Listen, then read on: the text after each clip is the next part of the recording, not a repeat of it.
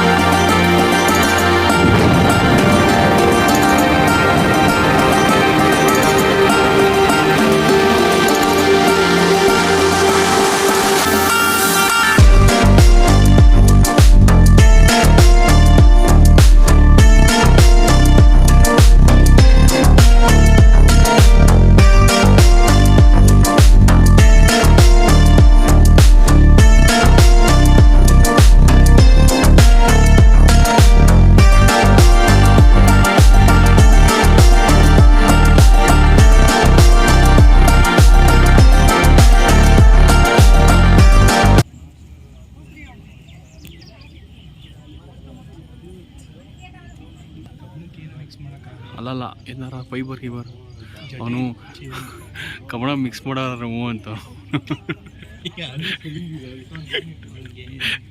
ನೋಡಿ ನೋಡಿ ನೋಡಿ ಟಿಫನೇ ಮಾಡಿಲ್ಲ ನಂಗೆ ನಿಂತ್ಕೊಬಿಟ್ಟು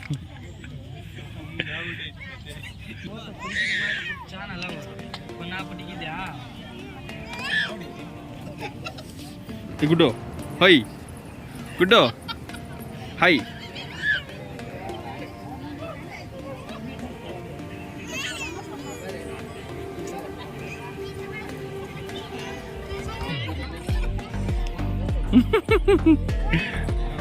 ಬಾ ಬಾಯ್ಲೆ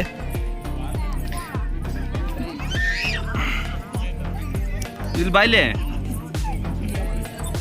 ಬಾಯ್ಲಿ ಹತ್ರ ಬಾ ಇನ್ನೂ ಹತ್ರ ಬಾ ಇನ್ನೂ ಹತ್ರ ಬಾ ಏ ಗುಡ್ಡು ಗುಡ್ಡು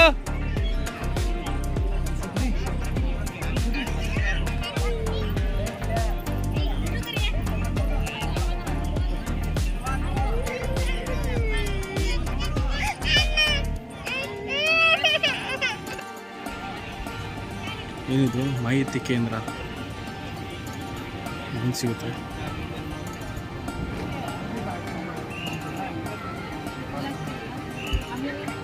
ಶಾಪಿಂಗ್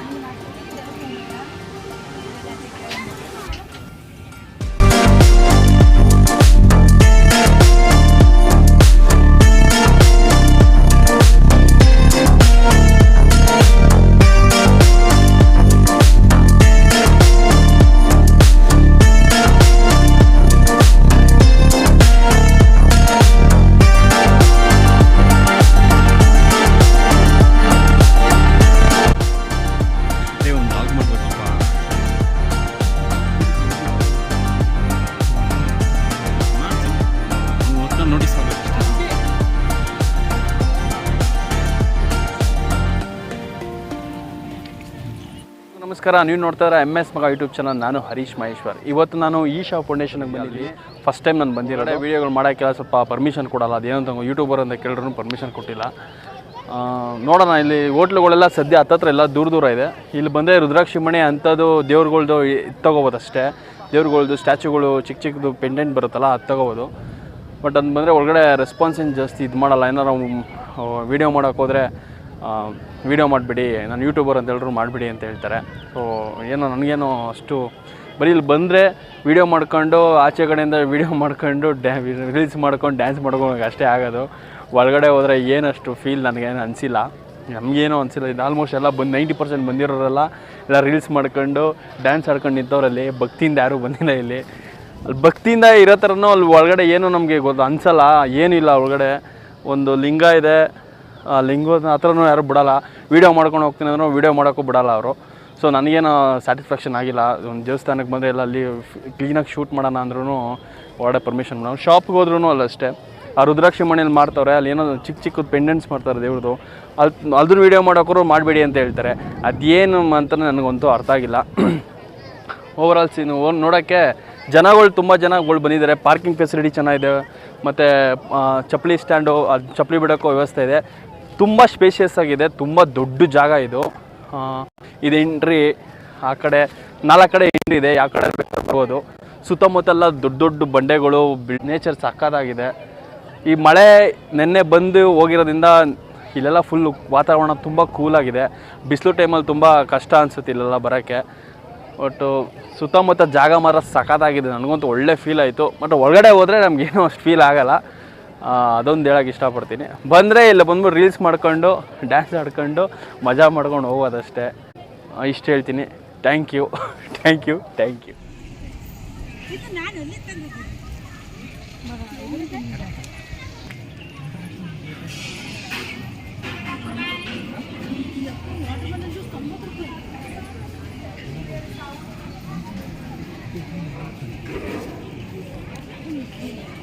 ಬಿಸಿಬೇಳೆ ಭಾತು 90 ರೂಪಾಯಿ ಅಂತೆ. ಮನೇಲಿ ಮಾಡ್ಕೊಂಡಿದ್ರೆ 4 ಜನ ತಿನ್ನೋದು. ಹಾಟ್ ಮಿಲ್ಕು,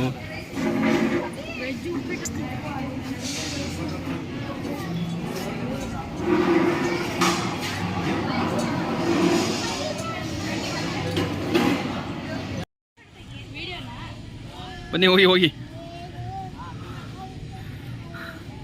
ಏಯ್